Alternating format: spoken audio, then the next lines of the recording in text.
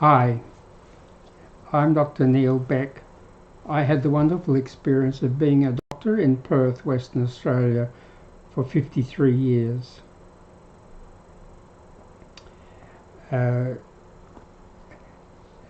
first it was very, very busy because we hadn't got a medical school in Perth until 1959, so every doctor in Western Australia had come from some other country or been trained in Adelaide or Melbourne. I trained in Adelaide, 1700 miles away, and first of all worked for 2 years in Royal Perth Hospital and Princess Margaret Hospital for children, and then was a family doctor, general practitioner in the suburbs of Perth for many, many years.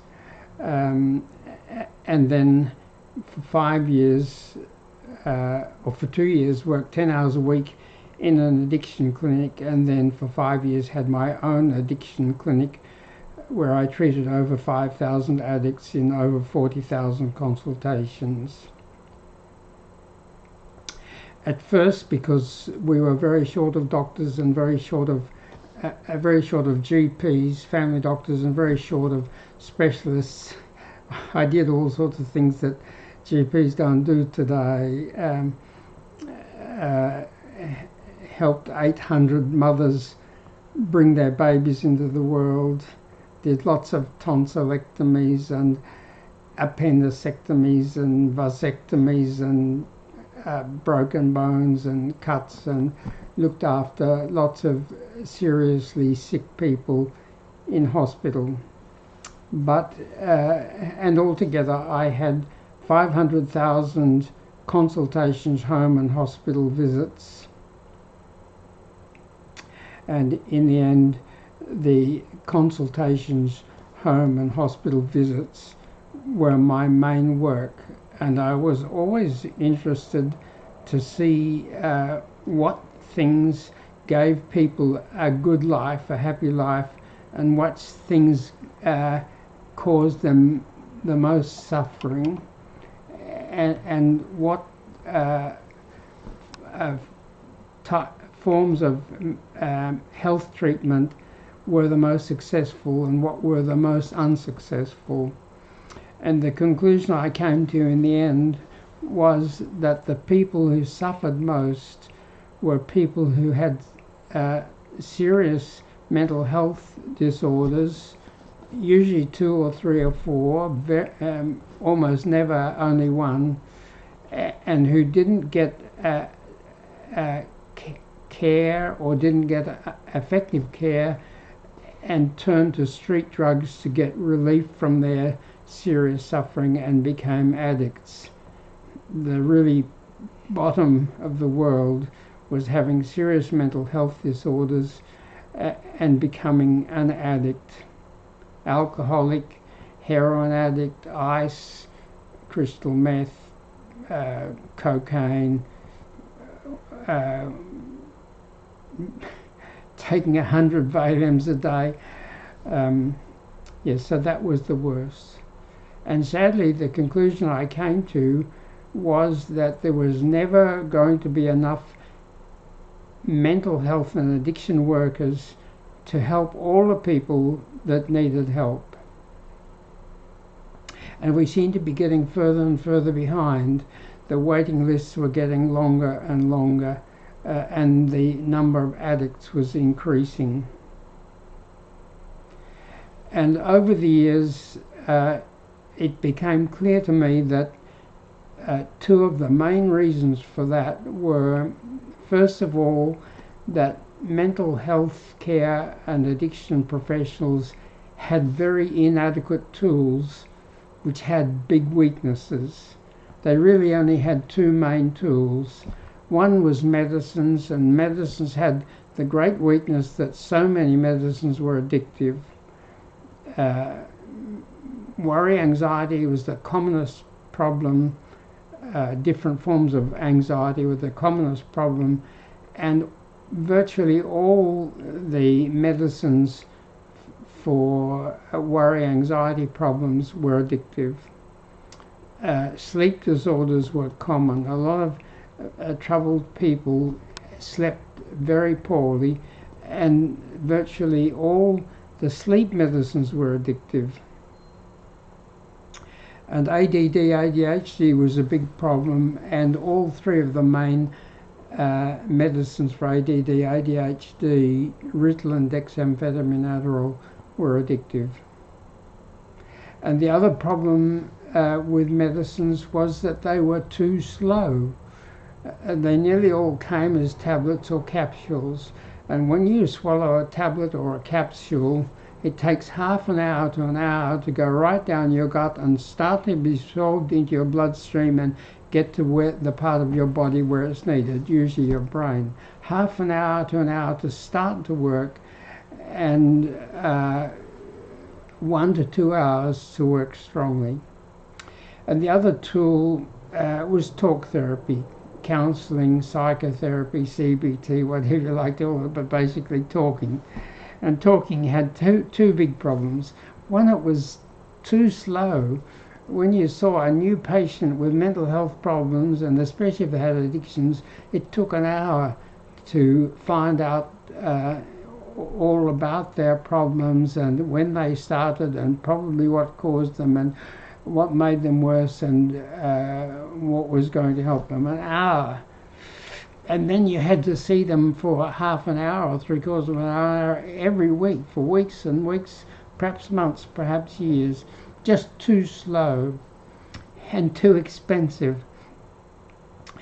To be a therapist, you had to be a very intelligent person who had at least a 4-year Bachelor of Psychology from a university degree, and a lot of therapists had 6 or 7-year PhD in psychology, and psychiatrists had to have a 6-year general medical degree with a couple of years of general medical training, then 3, 4 or 5 years of postgraduate psychiatric training. So mental health workers were very intelligent people who have had long, costly training, and they needed to be paid well. They deserved to be paid well, and if they weren't paid well, we'd be even shorter of them because they might go and do law or engineering or something else instead. So there were never going to be enough mental health care workers for all the people that needed help because there were only a couple of tools, or 2 main tools, and they both had big weaknesses. And also because there were so many blind zones in mental health care, areas in which, as far as I could see, we were blind to the problems. The problems weren't attended to. I counted 8 blind areas.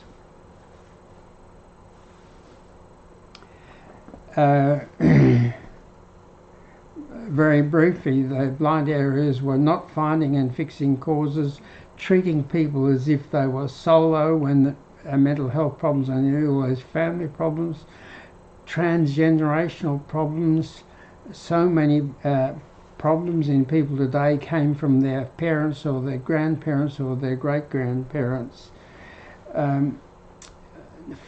Number 4 is 60 to 65% of our life, including sleep, is habits. And making and breaking habits, which are a major need in getting mentally healthy. And I never heard anyone talking about helping people to make and break habits.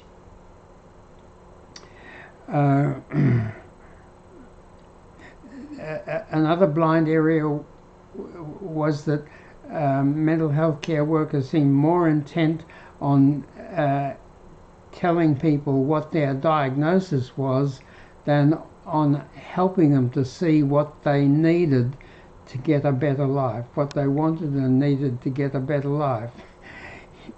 it's probably helpful to know that you've got attention deficit disorder.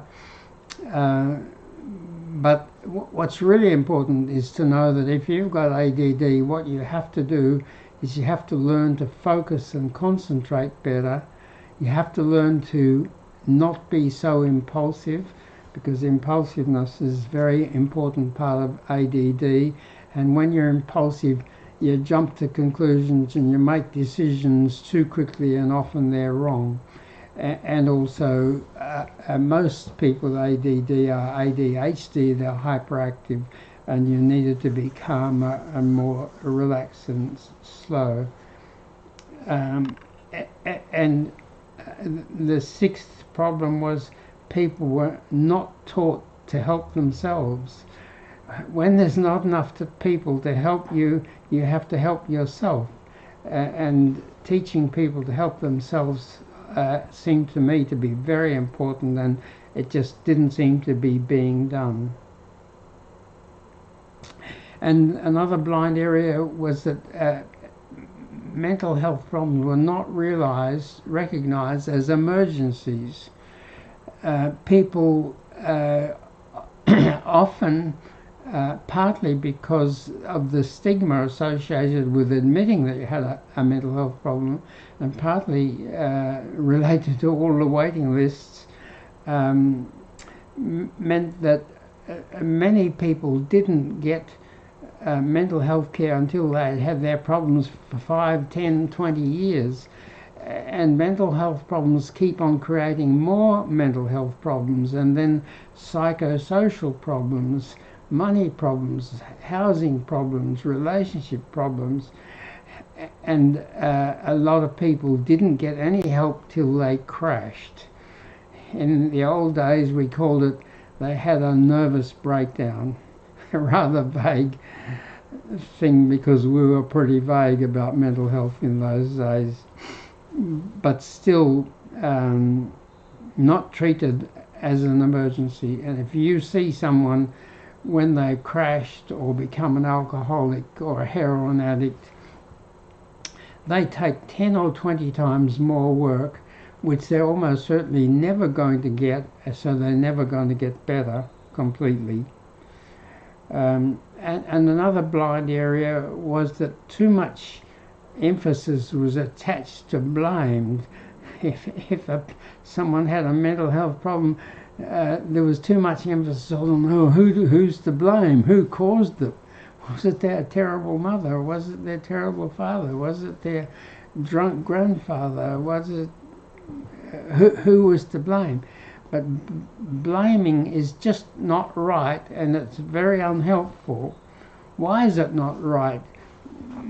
Because mental health problems are nearly always the result of many, many factors. There are many, many factors, and the person who perhaps neglected you or hurt you did that because they had been neglected or hurt. The father who wasn't a very good father had poor fathering or poor mothering. The mother who wasn't a very good mother had poor mothering, or came from a broken family. And to just blame it on one person, a parent, was just wrong, because that person was not the solo factor. They were one of many factors that caused the problem. And as soon as people suspect that you've got to blame them for something, they start to get devious. They won't tell you, because when there's a problem, whatever the problem is, the first thing you want to know is what exactly is the problem. And then you want to know when exactly did the problem start, and then you want to know why exactly did it start, what were the factors that started. But people are not going to tell you those things if they think you're going to blame them. So blame is a very bad idea. So I'd like to talk for a little while about habits. So my conclusion was the most important thing in anybody's life, in them getting a good life, not a troubled life, was their mental health. And the second most important thing was their relationships. And what is mental health? Mental health is feelings or emotions, and it's thinking and beliefs and ideas, and it's habits. And I guess most important of all, it's feelings. So what about feelings? Well, we tend to think that feelings are the result of a reaction to a present situation. And that is quite often the case. They've just had a hurricane and floods in Queensland, and there'd be a lot of people whose houses were flooded, whose cars went drifting down the river, who sat on their rooftops surrounded by water for hours and hours waiting to be rescued. There'd be a lot of people who had anxiety related to that present circumstance.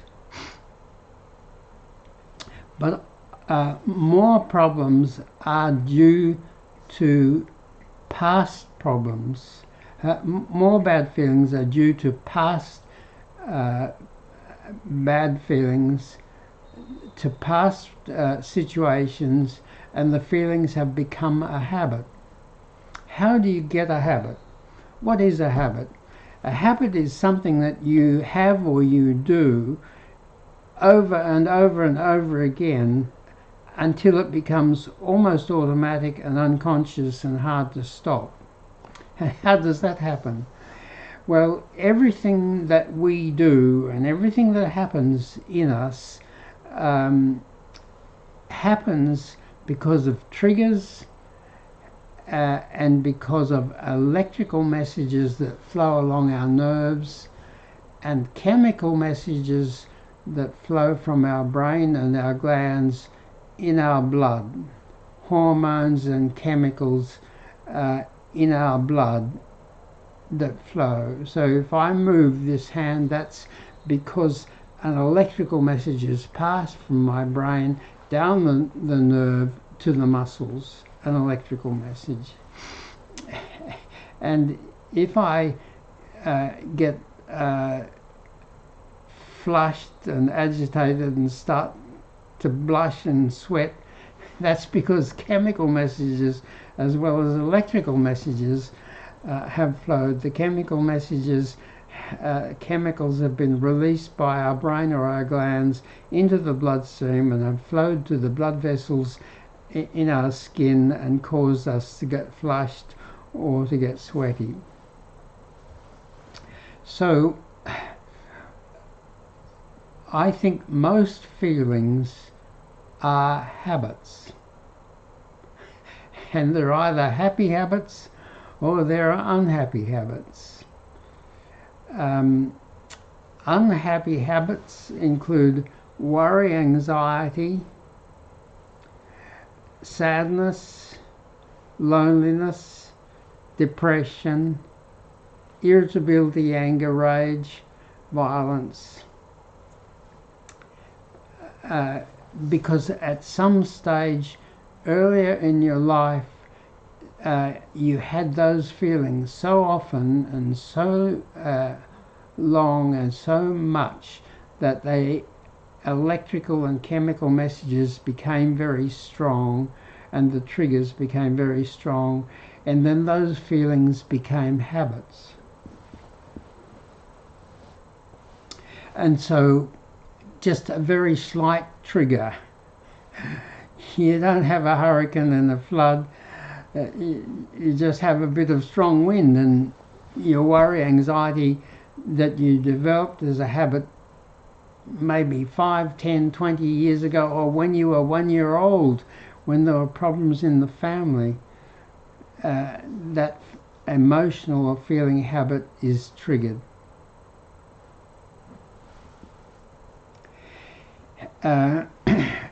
But it's very important to know that some unhappy feelings are normal. And if we don't feel them, we're going to run into trouble. Sometimes we need to feel anxious, we need to feel worried, because we're in danger territory and we need to be careful. And that bit of worry or anxiety helps to be more careful. Sometimes we need to feel lonely, because if we don't feel lonely, we won't realize that we need more friends and better relationships. And we need to sometimes feel sad and to grieve, because if we don't feel and don't grieve, we're not going to get over a loss. That loss and that sadness is going to become a subconscious habit. So we have to deal with unhappy habits, or say anger. Sometimes we should feel angry because things happen that shouldn't have happened, and we need to feel angry to get the energy and resolution to fix the problem. So what we need to do with habits is, first of all, if we feel a habit, we should try to feel it as clearly as possible. Exactly what am I feeling? Am I feeling worry, anxiety, panic attacks, social phobia, social anxiety, general anxiety, height phobias, animal phobias? We need to let ourselves feel them clearly, and then we need to say, is this just due to the present situation, or is this a bad habit that I've developed years ago and that I get this bad feeling very often, and it's spoiling my life and spoiling my relationships and perhaps driving me to alcohol or heroin or ice or something. And whichever it is, we just feel it clearly and then we stop it. Once we've identified what we feel and what's causing it, and we know what we have to fix, we should then stop that feeling so it doesn't become a habit. So, how do you stop bad feeling habits? How do you stop serious anxiety disorders, serious insomnia, sleep disorders, serious depression habits, serious manic bipolar habits,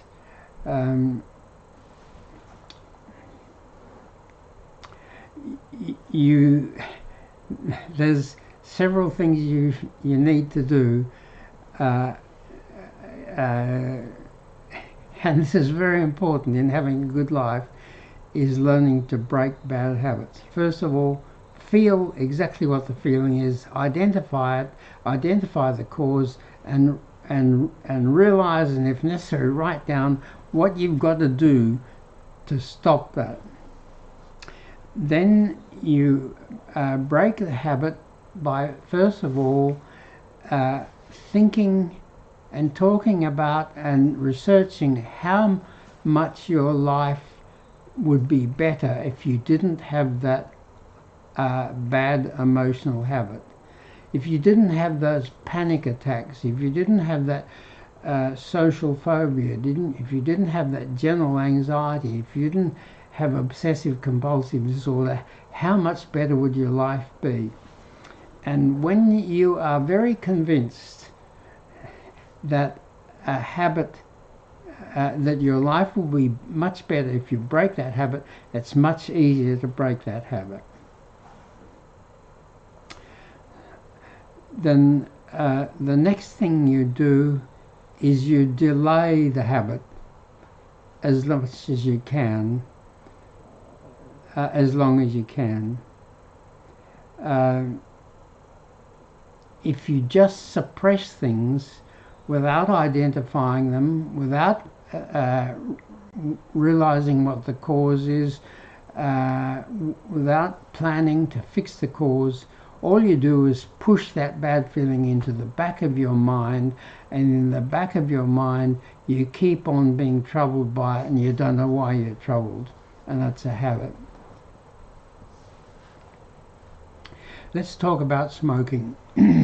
Smoking tobacco kills 7 million people a year in the world, and for everyone it kills, it ruins the health and the life of probably hundreds, and the family. And if you realize that you smoke a cigarette when you get anxious, when you get worried, or and you plan to solve that problem, then if you delay your smoking for 15 minutes each time, that weakens the electrical and the chemical flows. So delay the habit, that weakens it, and reduce the habit a little bit, and that weakens it. So if you can avoid smoking, when you get the urge to smoke, if you can delay it for 15 minutes and then smoke 3/4 of the cigarette and chuck the rest out, that delaying and reducing weakens the electrical and chemical messages, whether they're due to anxiety or whatever they're due to. And when you weaken the electrical and chemical messages a bit, it's then easier to weaken them even longer and to reduce them even more. So when you've been smoking 1/4 less for 2 or 3 weeks, you may then be able to smoke 1/2 less, which it makes it even easier to delay and to reduce the smoking. So after 8 weeks you might be able to reduce it by 3/4, and as you reduce it, your natural chemistry goes back to normal, because addictive substances screw up your chemistry, and that makes it harder to stop them. That's what creates the addiction. But if you can weaken the electrical and chemical messages, your natural body chemistry can come back a bit more normal. And the further you weaken delay, the more your chemistry comes back to normal, and the easier it is to do less. So you might be able to do it with willpower.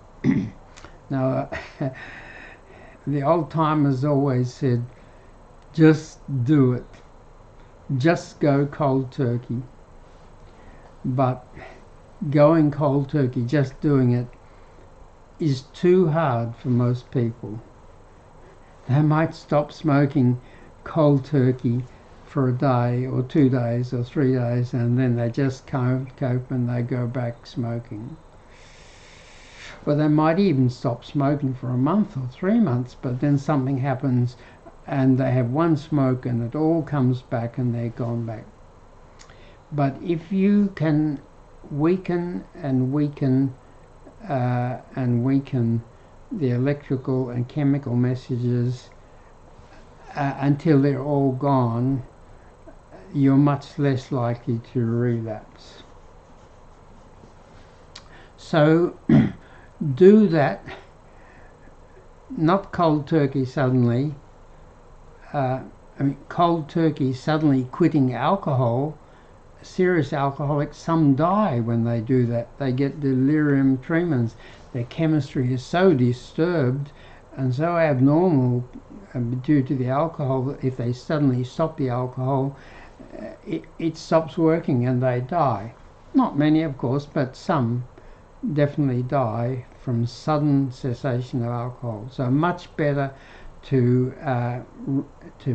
delay it, reduce it, delay it, reduce it. Let your chemistry come back more and more to normal until your chemistry is back to normal and you can quit.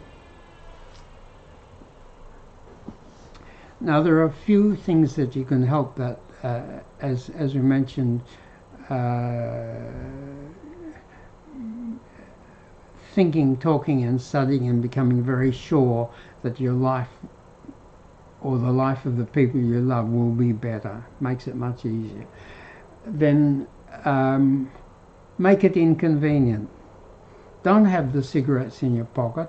Have them in the shed or in the garage, and every time you want to have a smoke, you go out there and get one.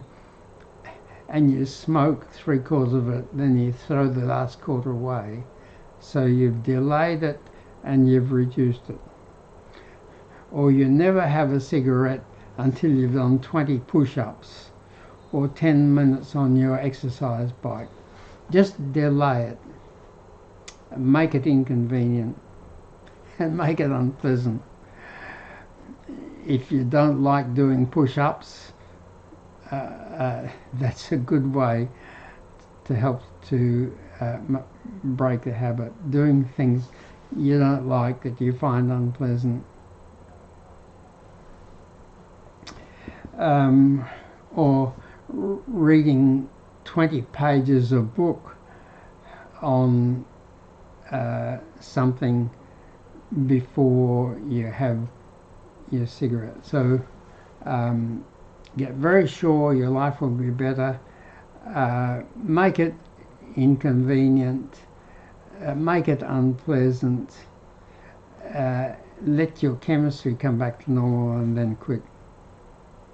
Of course, there's lots of medicines for stopping smoking, mostly nicotine sprays, nicotine tablets.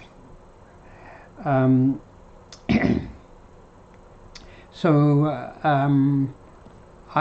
developed a medicine which I call Tobacco Fix.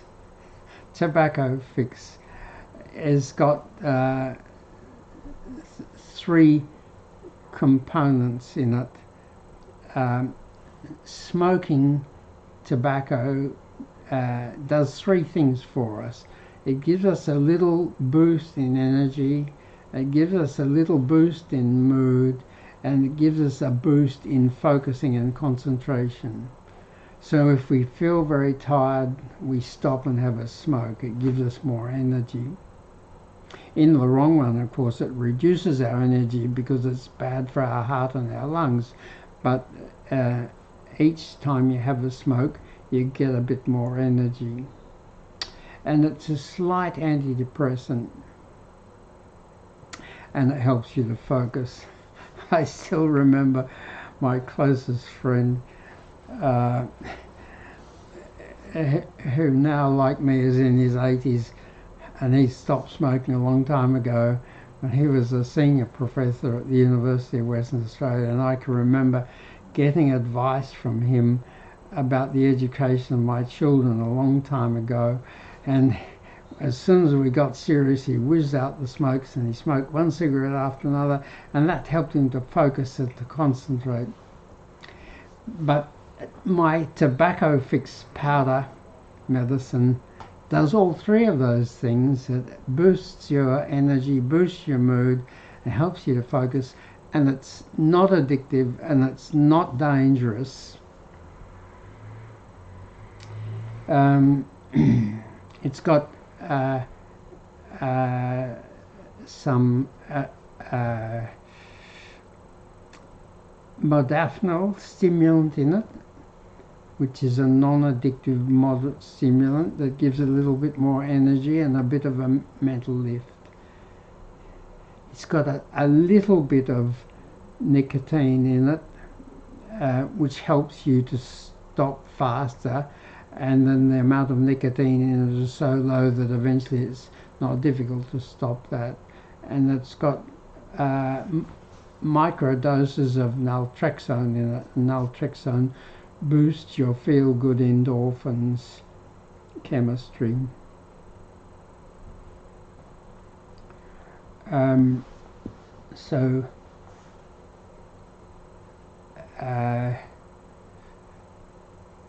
If you're trying to break a bad feeling habit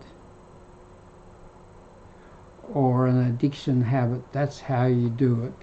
Get very sure how your life will be better if you break that habit, or how the lives of the people you love will be better.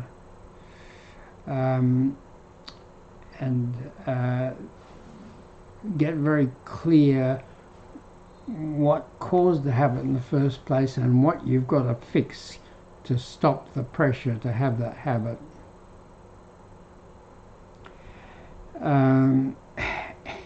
And make it, and delay it, and make it inconvenient, unpleasant, and stop it. Another thing you have to recognize about breaking bad feeling habits is that they may come from your family. One of the other blind things in mental health is treating people as if they're individuals. Oh, this person's got this problem. Nearly all problems, mental health problems, are family problems. And sometimes not just this family, but parents or grandparents or great-grandparents. In my family, I only found fairly recently that a problem came from a great-grandmother who in 1876, at the age of 16, had her first son. And then she had 4 sons in 4 years. And then her husband, who had an alcohol problem, deserted her. And then she had a daughter, who was my grandmother, by a boyfriend. She was 24 when she had this daughter, and her boyfriend was 23. And they didn't marry. I don't know what happened to her. And then she had another daughter. We're not quite sure who the father of that was. And then at 30, in 1890, she married again and had 2 more babies 10 months apart, and then a bit later another baby. So she had 9 children between the age of 16 and about 32, by 3 different fathers, and then she died of cancer at the age of 42. Probably got the cancer when she was 38 or 40 and died when she was 42. Not a lot of treatment for cancer around 1900. And her first daughter,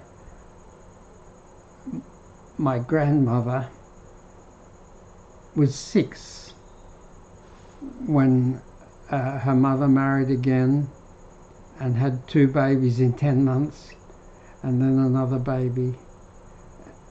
And my grandmother, as a 6-year-old, would have had to start to do a lot of the housework and some of the child minding.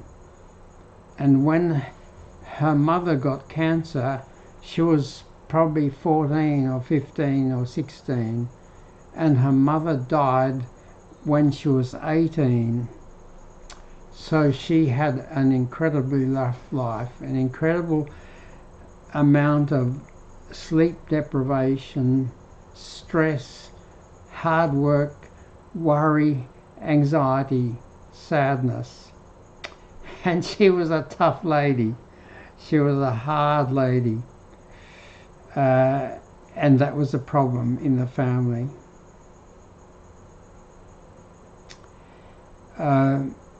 So if you've got a problem now, you need to know what the major problems were in your mother's life, in your father's life, in their childhood with your grandparents, and in your grandparents' childhood with their great-grandparents. Another disaster in my family was a great uncle who came back from the First World War, very traumatized, became an alcoholic, never married, wandered off into the bush and died and was never found. A great tragedy. And I believe that caused one of his nephews to become an alcoholic, because in my family my father lived to be 97 and was a teetotaler, and his sister lived to be 95 and was a teetotaler, and his older brother lived to be 91 and was a teetotaler, and their younger brother became an alcoholic and a heavy smoker and died at 68 of lung cancer. And it appears now that mental health problems can be copying someone from a previous generation. We're not quite sure, or I'm not quite sure yet why, but some people just copy what a previous member of the family did, or what the family in general did. I can remember one family where mother, father and two sons were all alcoholics. It was just a family thing. So in dealing with bad feeling, you have to bear in mind it could be a family thing. People are following a family pattern, and you need to find out what the tragedies were in your parents, their parents, and their parents' parents. Sounds pretty complicated, doesn't it? Well,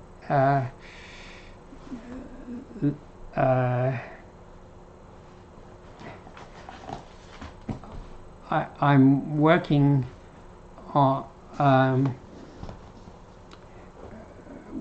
when I realized that there was never going to be enough mental health care workers to help all the people that needed help, and that many people were going to suffer and die, and many were going to become addicts, and that this was partly due to the lack of mental health tools. Today we do everything with tools. We've got good tools for everything except mental health and addiction. So I started to make tools, and over 27 years I developed 8 mental health and addiction tools. And so you can go to my website, smilefixit.com. Had a longer website, still there, called mentalhealthvideos.a-to-z.com.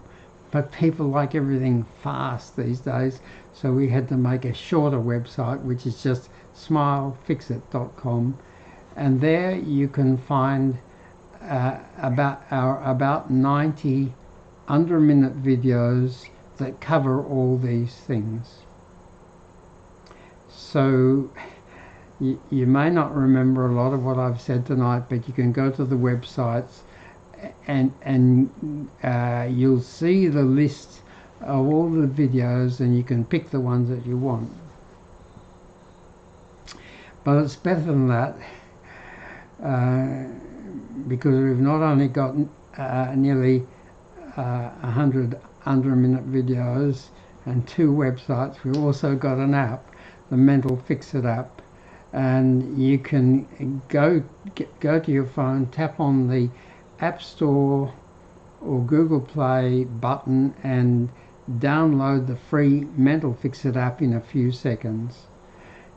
And the free Mental Fix It app asks you questions about every important aspect of mental health and addiction, and you just tap your choice of answers to each of those questions, and after 5 minutes, when you tap your choice of answers to the last question, an instant report comes up on the screen of your phone that tells you 4 things that will help you.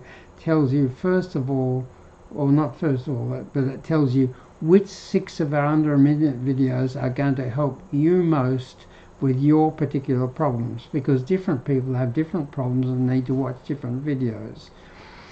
And when I made long videos that covered quite a lot of things, well, that wasn't such a big problem. But when there's 90 videos, which videos do you watch? Well, take 5 minutes to do the Mental Fix It app, check it, and it'll tell you which 6 1-minute videos you can watch in 6 minutes that will help you most with your main problems. It'll also tell you what all your problems are that you've tapped as a problem, mild, moderate or severe, and their scores, because they're each scored according to their importance and severity. And it's so important to know what all your problems are. One of the problems about the slowness of talk therapy is that you usually don't get past covering the biggest problem or the second biggest problem. And the 3rd, 4th, 5th and 6th biggest problems get neglected. And they're not such big problems, but they are problems, and they contribute. So the instant report tells you what all your problems are in descending order of importance. And it tells you which medicines are most likely to help you. Of course, you still got to see a doctor and get a prescription to get those medicines, but it's helpful for you to be able to know which medicines are probably going to help you, and to do some online research. Consult Dr. Google and see what Dr. Google's got to say about this medicine and that medicine, and before you go to the doctor and ask and tell them and get their prescription. And the 4th thing in the report is a graph of your total scores. So as soon as you look at that report, you immediately see the graph, and you know whether your treatment is working, whether you're getting better or not. Because every time you do the app check, which you should do quite often, it adds up the scores for each of the items and gives you a total score, and then it puts that total score in a graph. And if your treatment is effective, your graph is getting better, and you can see that instantly. And your graph is not, total score graph is not getting better, that means your treatment is not working. And that gives you an immediate message that you have to review your treatment and probably take more of it or different treatment. And that total score graph also tells you whether things that have been happening in your life are good for you or bad for you. Something happened, did your score get better? If so, do that thing again. Make that temporary change in your life to a permanent change. But if you did something and you got worse, or something happened to you and you got worse, you know that's something you've got to avoid.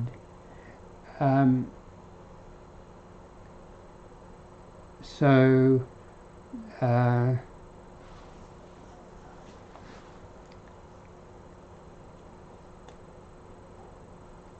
all this talk about mental health and relationships and bad feelings from present circumstances, bad habits from past bad feelings, patches in your life, or bad feelings from your family.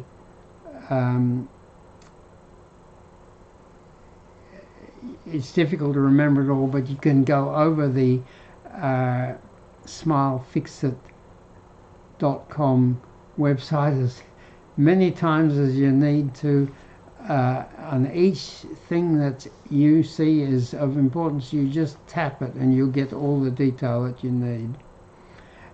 And you avoid the detail you don't need because you don't tap those bits. I particularly want to show you a book which has been a great help to me. This book is about transgenerational trauma. It didn't start with you. It started with your mother or your father. It started with their mother or their father, or their mother or father's mother or father.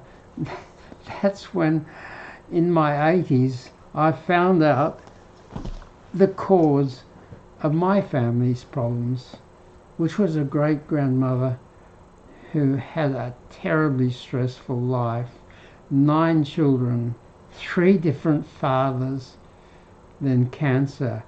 Cancer because all that stress depressed her immune system and depressed her feel-good endorphins, so she would have felt terrible, and then she got cancer and died.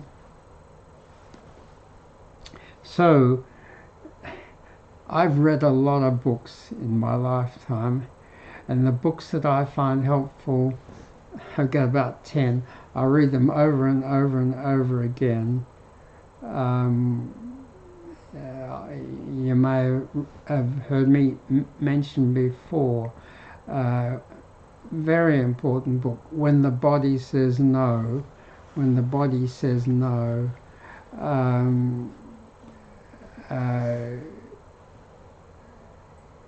About how if things are bad in your life and you don't fix them, you eventually get sick.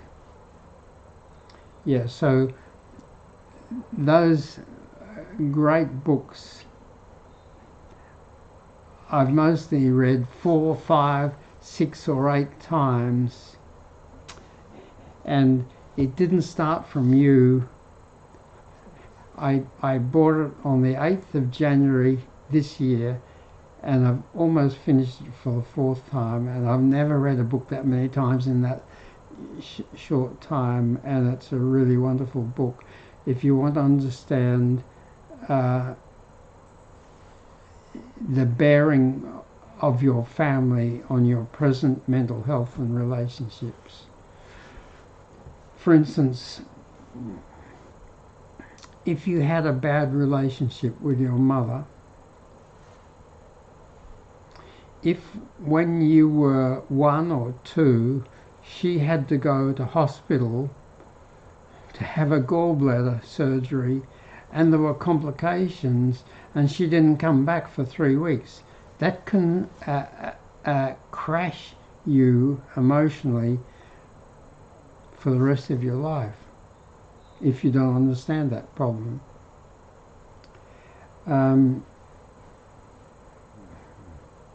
So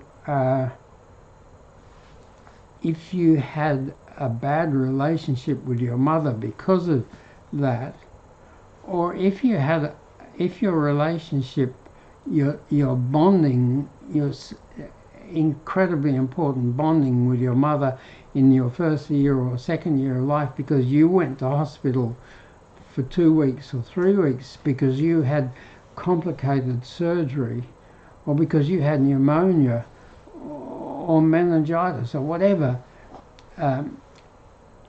if you didn't have good relationships with your mother and you're a man, you will quite likely have great difficulty with your relationships with your wife. Or if you didn't have good relationships with your mother and you're a girl, you may have difficulty in your relationship with your husband. So I strongly recommend, if you've got problems, get the book It Didn't Start With You by Mark Wallen. The best books on mental health are written by people who had terrible mental health problems and terrible family problems themselves. And Dr. Mark Wallen had serious problems, and not everything that he's written in his book, I think, is quite right. Some of it's a little bit distorted by the problems he had, but there's so much gold in that book. The same with the book When the Body Says No. The person who wrote that book had terrible family problems.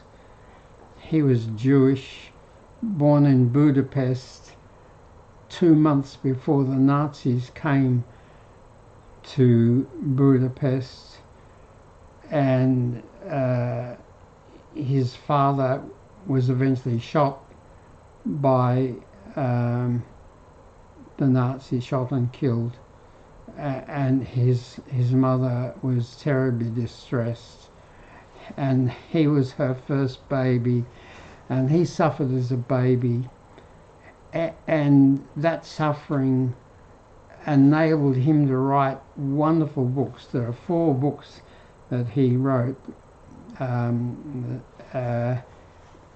which are wonderful, but you have to allow for the fact that they're written by someone who was very traumatized. People might say that's true of my mental health advice.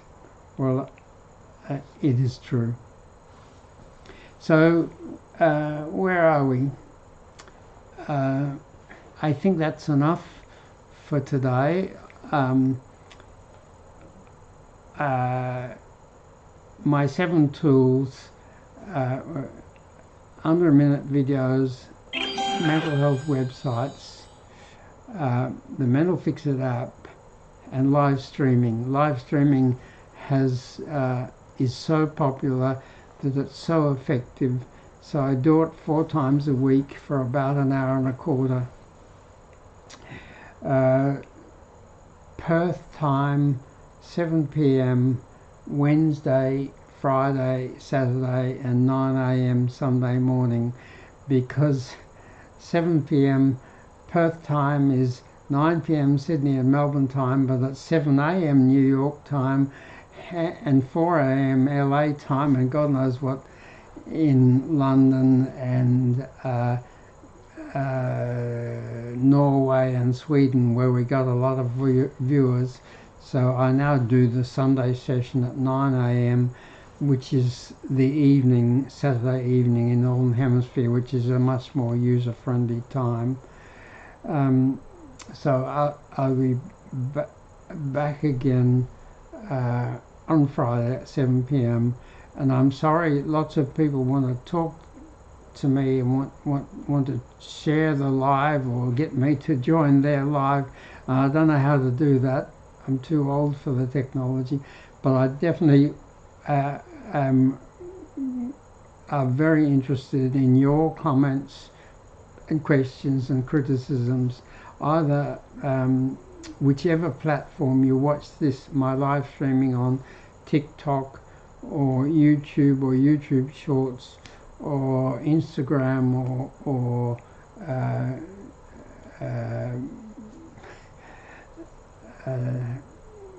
whatever program you watch, and send me your comments, questions or criticisms, or email me. My email for that, which is spelt the way it sounds, is healthestuff@gmail.com, healthestuff@gmail.com, and if you can't remember that, find it at smilefixit.com. Smilefixit.com is such a short name. I hope you'll remember that, and you can find whatever you want, including my email address, on that. So thank you very much for watching. I hope it was helpful, and I hope to hear from you. Bye.